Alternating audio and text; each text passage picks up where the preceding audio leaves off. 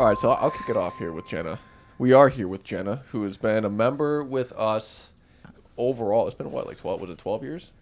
I first came when there was only one bay Oh, yeah. open, and Mike had us like going out in the parking lot in the back and like pushing tires around. Oh my gosh. And it was cement. There was no protection on the floor. It was like straight up These cement. were hard times. They were hard times. Hard times. Hard on the That's- joints. But I was young, so I could do it then. Yeah. But I don't remember exactly when we joined, but I was pretty early on, and I remember I was home with my kids and just desperate to get out of the house a little bit, and so. All the moms started coming, like all my friends, everybody would come, and it was very social. Yeah. It was super fun to come at that point. And I mean, not that it's not fun to come now, but it was like a big thing, and I knew a lot of people, and I made a lot of friends here at the gym, and so that was really nice. But that was a while ago. And I was a member for a long time, and then we sort of fell off, and then wasn't here for a bit, and then my husband and I both came back in December. Yeah. Well, he came in maybe a little earlier, maybe in the fall September, sometime. October. Yeah. And we have workout equipment in our basement, which has cobwebs on it. It never gets used. Typical. And he, we were just sort of talking about it because it's expensive. If you've got the stuff in your basement, just do it in your basement, right? But we never did it. And so for him, he just said the only time I've ever been able to really stick to a workout is at AFS. So he came back, and then it made sense for me to come as well. Yeah, he came back, I think it was like maybe a month or two, and he was consistent. Yeah. And I remember having a conversation with the both of you initially, but I remember him coming back first, and then you and I picking back up. And that's where I want to hear more of your thoughts. What was it in December that was happening in here that made you go from, all right, here's my current state of health and fitness now, and then that pivot of I need to get back to some type of routine. Like, what was the state you were in during December? Yeah. That led you to kind of re-engage? So I was not in good shape physically or mentally through the fall. I was having a lot of pain. I don't know if you remember, but I was having a lot of knee pain. Yep. And I just felt old. I felt like a old woman, and I just thought I'm not that old. She's not an old woman. No, but I felt very achy. I felt like I couldn't walk. We would try to go for walks around the neighborhood, which is less than a mile, and it's not very hilly. Mm-hmm. And I would have trouble. I would just be in pain by the time I was done. And one time I couldn't even make it. Chris had to go home and get the car and pick me up. And I thought, this is just pathetic. And I felt like I couldn't exercise because it hurt too much to do the exercise. And I just felt stuck. And we had planned a 25th anniversary trip to Greece in May. Yeah. And I thought, I want to climb to the top, I want to climb up the Acropolis. Yeah. I want to climb to the top of those beautiful islands, and they're all very, very, very steep. And I was so scared that I wasn't going to be able to do it. And I had gone to a couple people to get, MRIs and x-rays and everything. And they said it's all normal, normal age-related osteoarthritis. You shouldn't be this bad. It shouldn't hurt this much. And, when your doctor says it shouldn't hurt this much, you kind of get mad at them because they're not being very sympathetic. Yeah. But I don't know. I just, they basically said you need to start exercising. You need to start doing weights and getting stable. So it was really a place of like desperation is what brought me back. And I think just before I started, we went on a vacation in the Virgin Islands, and we were with the kids, and it was just beautiful there. And one morning, my husband and my kids decided they wanted to get up early and hike to the top of this one of the islands to see the sunset over the water, and I couldn't go. And that was really the final straw. I was just like, I don't want to be the person who doesn't get to do those things. My kids aren't. They're out of the house, but they don't have kids yet, but they will hopefully someday. And I want to, I don't want to be unable to do things. So really it wasn't like a very positive experience that brought me here. It was really a very negative experience and wanting to take back my life, really. Well, that's well said.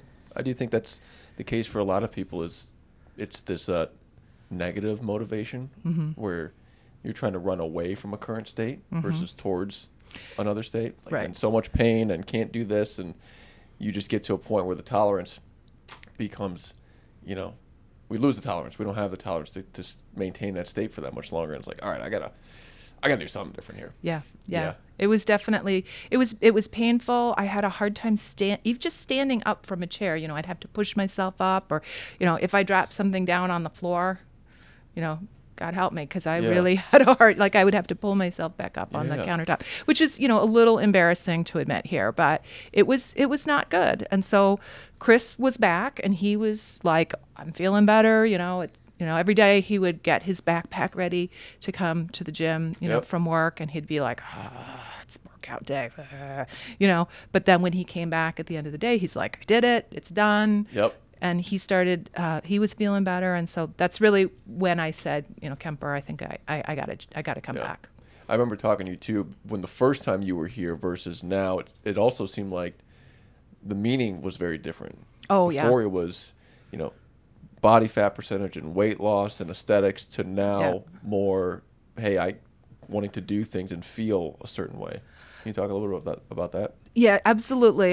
When I was here before, I was very conscious. I did the weight loss class, or weight loss solutions, which we didn't have. Now fitness really. Solutions. Right. But yes, it used to be called weight loss solutions. Yeah. And, all the jumping on the ladders and all of that stuff. And I was conscious of that. And now, I would love to lose weight, but now it's much more of I want to maintain my health. And I think that without exercise, I know this, I teach anatomy and physiology.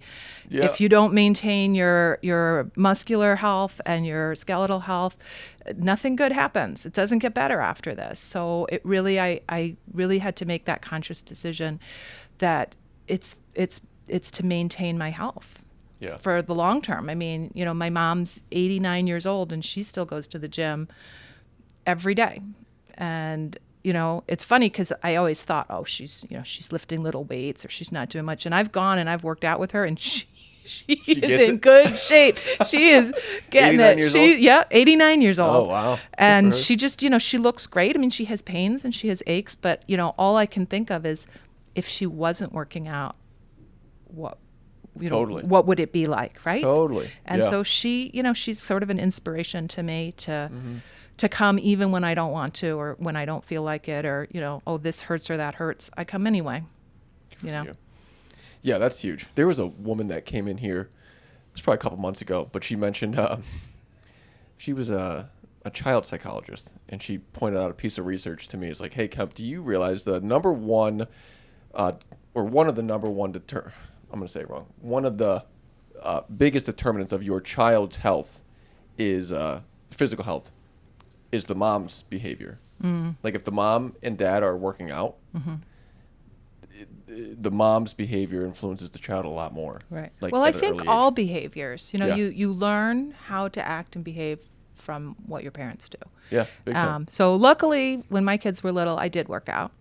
So they do. They're pretty healthy and they're pretty active. Yeah. So that's good. You just from the last couple months, there's some big changes like that we can objectively measure on the data sheet with strength and movement quality and even body composition. There's been big changes. I don't know if Chris shared. He did. Did he share with you? Yeah, Okay. yeah. So that's great. So it's interesting because when I came back, partly it was sort of the big picture goal of I want to maintain my health. I am going into I'm in middle age. I'm going through that, but I also had a sort of a short-term goal, which was this trip to Greece, and I was very focused on I am not going to get left behind again. I'm going with my 22-year-old daughter who's very fit and has been in Greece walking up and down the hills all year. I don't want her like standing there waiting for me as I'm like puffing up the hill. And so this was this past May this happened, right? Yeah, we went in May. So we were gone for 3 weeks. So we went to a couple of different places, but I was very motivated to get in shape for that. And I have to say, it was an amazing trip, and I kept up with her You felt good? step for step. And there were some of these islands, you know, I mean, it was just really steep staircases that you just have to walk up, and I did it. I had no problems. My knees were great. Everything was terrific, which was such a great feeling. And then the hardest part, though, has really been since I've been back, because that short-term goal was met. And now, you know, one of the things you had asked me on the sheet is like, what's been the hardest thing? And really the hardest thing has been that immediate goal was satisfied. And it's really hard to keep the pressure on when it's like, and now you've got 30 years more to do this in. Yes. So that's been difficult. I've had, if you look at my attendance record, it's been much spottier. I mean, I was absolutely here 3 days a week for, you know, from December to May, sometimes 4 days a week. And I walked any day that I wasn't here. I walked like 3-4 miles a day. Yeah. But since then, it's just been hard to keep that up. It's so true. You have this goal, and you know your goal with May was it wasn't like a week or like I mean, it was a couple months away. But even that, like, it was short term enough to keep you honed in and motivated.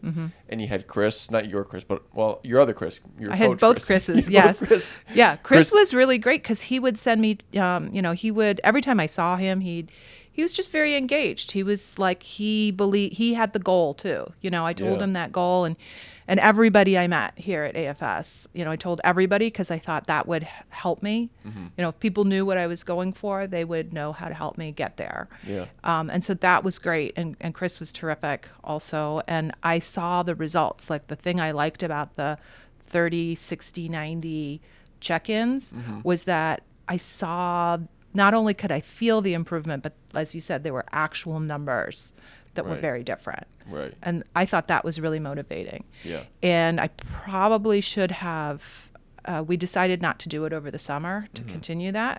I sort of was like, oh, let's just do it in the fall again. Yeah. And it probably wasn't a great idea to not do it now that I'm thinking about it, because I think some of my motivation is just knowing there's a check-in out there. You know, there's 30 days and you gotta go in and get on the scale. You gotta go run on the treadmill again. So, yeah. Yeah. Having that external accountability from like your coach, Chris, definitely helps. But I also think you anchored that short-term goal to something really meaningful, like keeping up with your daughter and your family on that trip. Like, it was big. That was super big. Particularly, like you said earlier, you said there was a time when, a couple of years ago, where they went and you didn't. You stayed. Yeah, that was in December. That was in December. Okay. So that was really the low point where I wanted to go. Yeah. I just didn't feel that I could keep up, and I felt that it was, you know, you have the mom thing where you're kind of like, I don't want to hold you back, you know. Yeah. So there's that, and then there's the embarrassment. Like, you don't want your kids to see you really struggling like that so much. Right. So I didn't go, and that's unfortunate. But I can't do anything about that. But I could do something about this trip to Greece. So yeah, and you did. Yeah. What in your words, what did it feel like? Because I'm sure you probably thought about December versus May, the ability to, you know, keep up with your daughter step by step and feel like this energized version of yourself. Like, how do you describe that relative to what December felt like a few short months ago? Such a relief. It just, you know, and I feel proud of myself. You know, it's not easy to pick yourself up off the floor, you know, literally and figuratively, right? That's true. Right. And I was really having trouble, and, you know, I was not sure that it would work when I first started. I was like, I'm in so much pain. How could just working out actually fix all of this? I'm sure the doctors are wrong. I'm sure the MRI was wrong. You know, I was worried that it wouldn't work, because what does that mean? Yeah. You know, that means that there's nothing left. Yeah. So it just, I feel proud of myself, really. I mean, you know, as an adult, I don't know that you can do things that are so sort of internal to yourself that often. You don't often get a gold star You know, I'm a teacher. I give my students gold stars, right? Yep. I don't get a gold star just for going through my life. Nobody says, hey, you paid the bills this month or Right. whatever. But I feel like in this, I give myself a gold star, or at least so far, I've given myself a gold star because I had a problem and I fixed it. And it Yeah. was really purely just me having to do it, and the support that I got from Chris really was helpful in getting Yeah. through that. So, yeah. Also, too, I remember you came back and did a different kind of exercise here. Oh, yeah. You said, "Hey, Kemp, all that circuit training stuff that I used to do, man, if we can bypass that and do something different, that would be great." What's your relationship with exercise been like since you've been back? It's been good. I mean, the thing is I used to do the jumping around and the sweaty, all that stuff, and Sweaty hit stuff. I don't love it. I really don't. I probably should start it again. Now I feel like I'm able to do it. I think in December when we first talked, I was like, I don't even think I can do it. Now I think I could do it. I just don't like it. And so I remember we had a long conversation about how it's more important to find something you like. And I like the weights. I like the strength solutions, and I don't dread coming in. And I think if I was doing the other class, I think I would dread it. And if you dread it, you don't always have enough motivation to push through that. Big time. You know? Oh, yeah. So what I started doing, and Chris really encouraged me on this, is for my cardio, I walk. I walk outside as much as I can. If it's a nice day, I walk.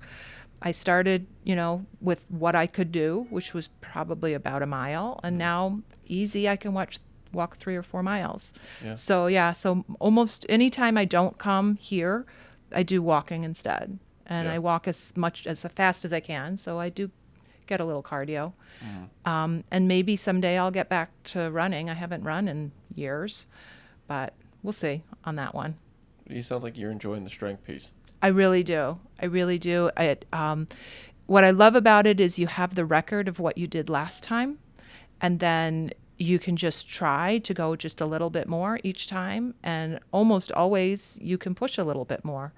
And I just think the body is so amazing that it responds so quickly to Yeah. that kind of to strength training. Yeah. Because even if you can only lift 5 pounds today, maybe next time 8, or maybe the time after 10. Yeah, you do get that session by session almost feedback when you do start seeing, whether it's weights increasing a little bit or, hey, that movement felt a little bit more like easy, or it felt easier than last time. My knees don't hurt as much. Yes. That kind of thing. Absolutely. Yeah. And I like the way, so I come 3 times a week usually, so I have 3 different workouts. Yeah. So it's never exactly the same thing, which I actually like, because I feel that, if your chest hurts from whatever it was that you had to do Yep. last time, next time you'll do some other thing and it won't be exactly the same. So I do like that. I like the variety. I like that there's so many different exercises, and people can always substitute things in. Yep. So I just find it motivating because it makes me feel good. It Yeah. makes me feel like I'm pushing the envelope. And so it's a win-win, because not only do you enjoy doing it and it made you feel good and and you nailed it. The best indicator for a successful exercise program is consistency, and that's predicated on what you enjoy doing. Absolutely. But also too, what you needed to accomplish physically for the hike, Yes. and like keeping up with your there was a strength foundation there too, which you can kind of get from circuit training, but a more intentional strength program like what you went through just sped that up because it was a lot more dialed in. I always feel a little bit like I'm not working hard enough because I'm Yeah. not doing the cardio part as much It's here. So I always feel a little bit guilty, like, oh, I should be. And it was interesting because Chris and I have talked quite a bit about this, and he's like, there's no should. You're doing what you want to do. You're doing what you can do, and you don't have to feel like you're not doing enough. He said, you're here 3 days a week. You're working hard when you're here. That's enough. Yeah, where's that come from? The I should be. Oh, I think my whole life is full of should. It's full of should. It's full of should. You're just full of should. You are full of should. Well, and it's funny because I actually said to my daughter recently, she was like, I should do this, I should do that. And I said, you know what? I would like to, as we were talking about earlier, the mother influences the children. Yeah. I feel like my life is full of should, and I said to her, you might want to start trying to think about what you want. What do I want to do versus what should I do? Ooh, that's powerful. And not always, because I think exercise is a should, but there's ways to, I don't know, set it up so that the should becomes the want to. Like if you can make those two things the same, it works well.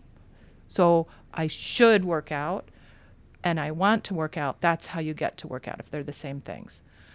Whereas that class, I'm never going to want that. Yeah, and you bring up a great point. Unfortunately, that's the fitness industry and media has influenced that with people to a certain extent. Hey, if you want to, achieve X health outcome, you need to do this type of exercise. Yes. And for the longest time, that circuit training thing was for fat loss and weight loss and aesthetics. That's what you should do.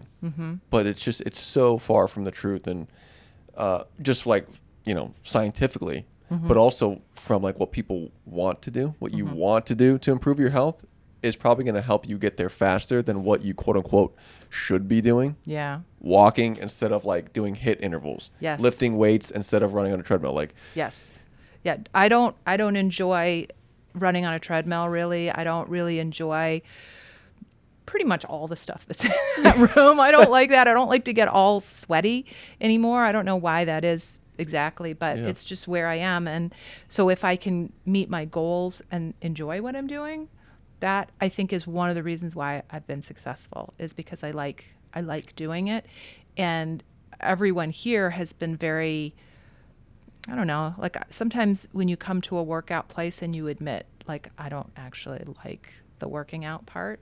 Yeah. Like I don't like getting sweaty. I mean, Totally. that's sort of I felt bad admitting that when I first came in, but everybody's like, okay, what else can we do for you? Right. So I think that's great, finding those solutions that will work for what will keep me coming here. yeah. So that works pretty Totally. well.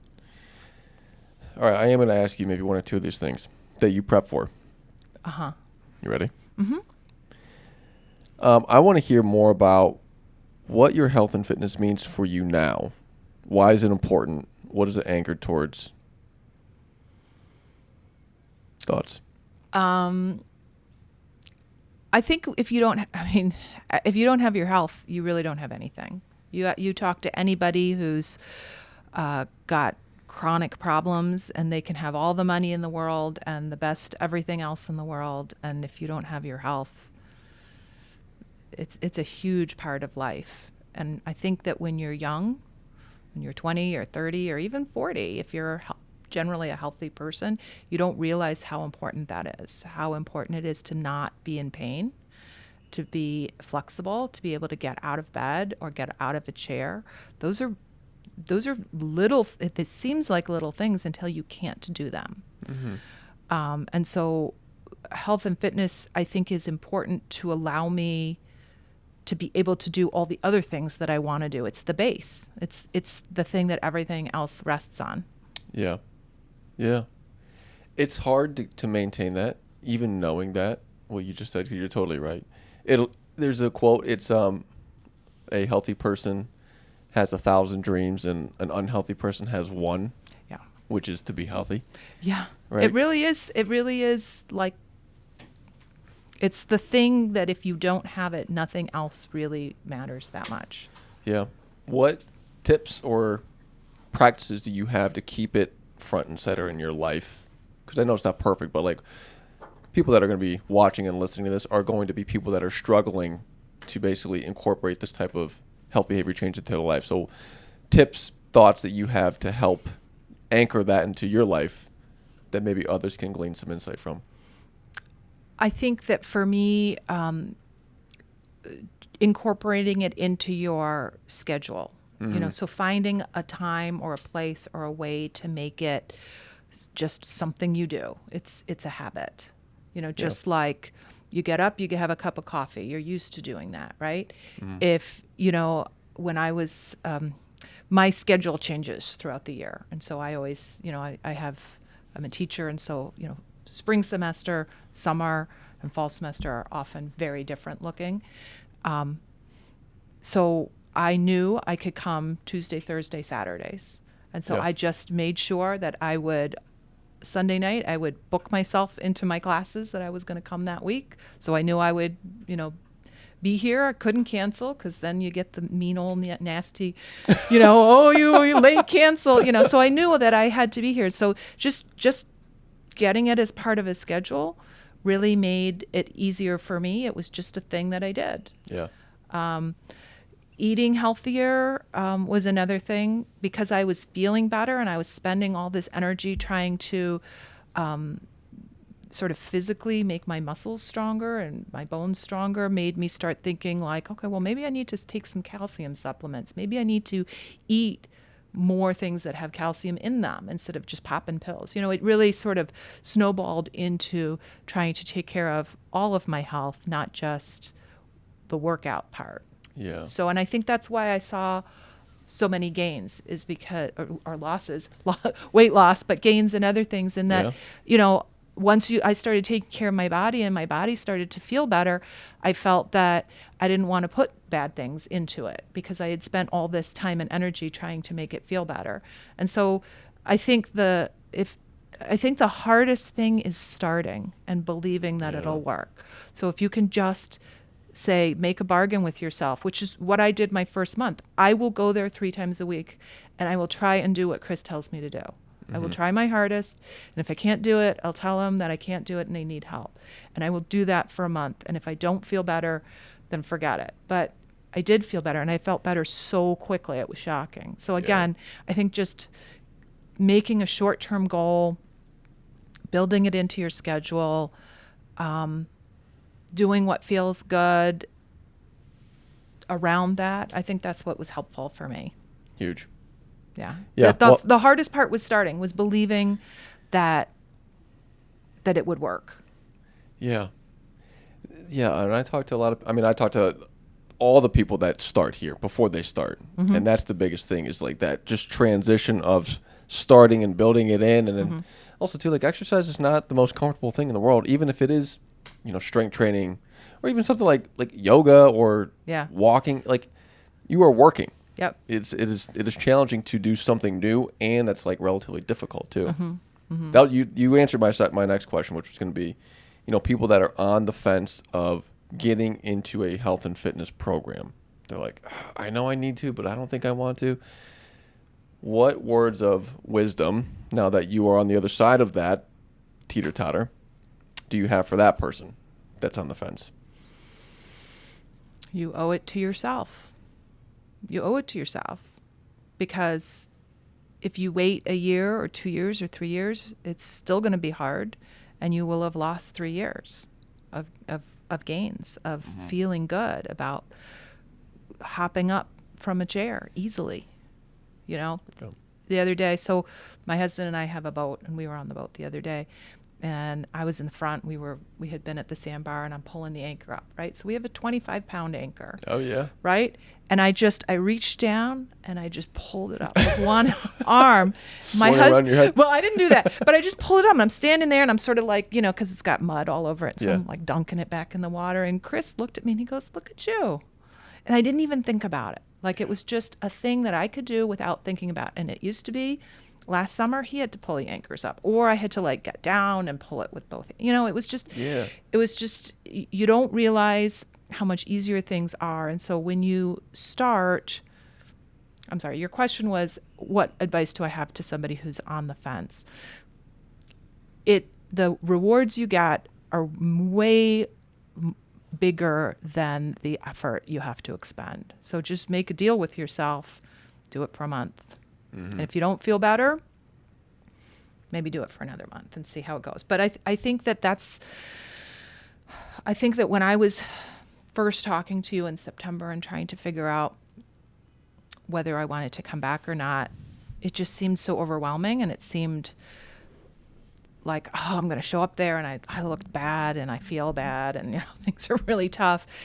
I think that just saying it can't get worse, I will have to, it's got to get better, and just keep that in mind every day. Just keep in mind it's going to get better, and as it starts to get better, it can still get better. I made my goal, but I still what I really need to do is find another big goal, like skiing over Christmas or something like that. Right. Would probably be helpful for me.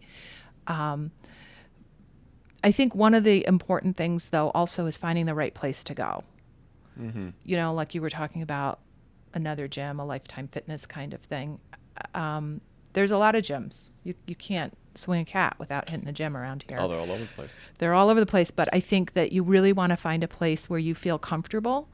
There's a lot of gyms where, as a overweight middle-aged woman, I don't feel that good walking into some of those gyms because they're all just gym rats in there, or they're 20-year-old women in really really cute outfits, and Right.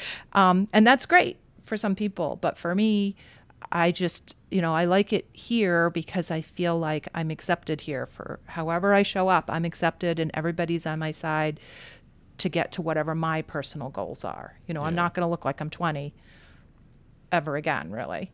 So my goals are different now.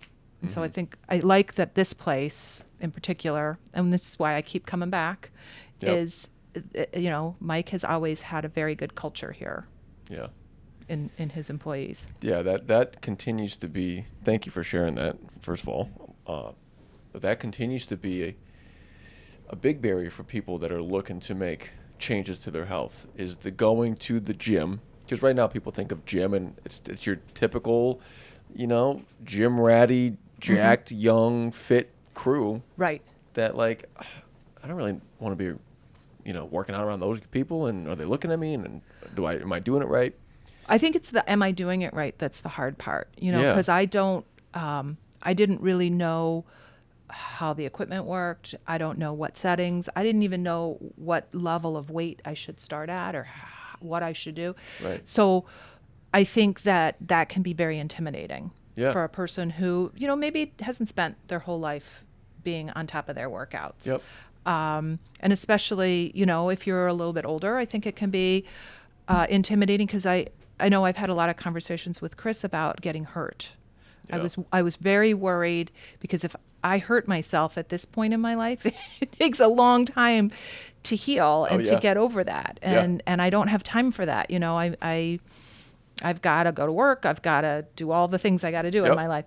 Right. So I think that those are other things that can keep people from feeling comfortable about walking in. Yes. Here, I feel like there's definitely this sort of safety net where if I'm doing some exercise, and I'm doing it wrong, somebody's going to come up and be like, Jenna, let me show you how to do this. And then you're like, ooh, sorry. Right. And then even with the app, you've got like the video right there to show you like, oh, that's right. I forgot how to do this thing or whatever. Yeah. So I do think that there's a lot of barriers to getting in here. Big time.